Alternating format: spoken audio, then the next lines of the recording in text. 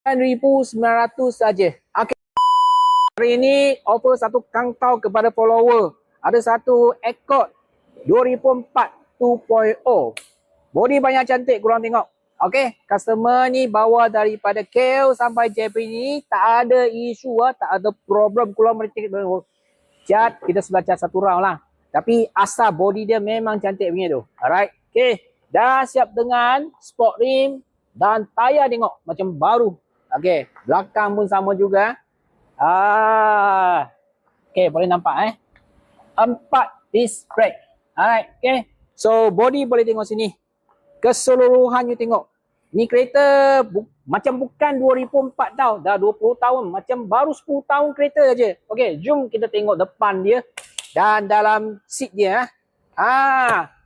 Okey, secantik macam ni punya kereta. 2004. Okey. Sekarang hanya I nak jual 9,900 saja. Okey, tengok steering dia.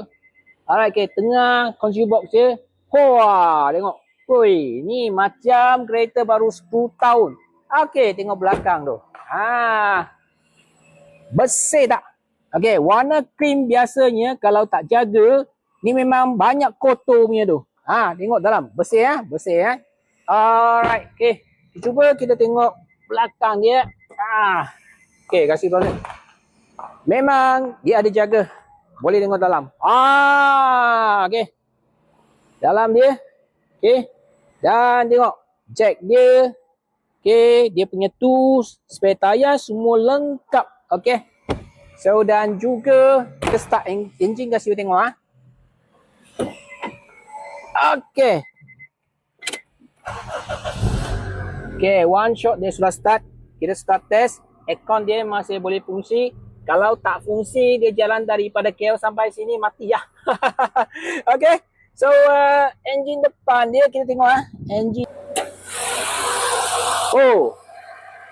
Bersih sangat. Bersih sangat engine dia, boleh nampak sini. Okey. So boleh nampak.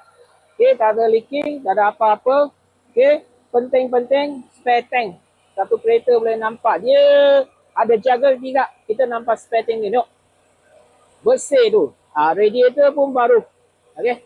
So customer ni memang dia banyak jaga kereta ni. Okey. So ni hanya nak jual 9,900 saja. So cepat-cepat hubung Ripak ke bawah sini, dapatkan lebih TQ tentang Accord ni Okey.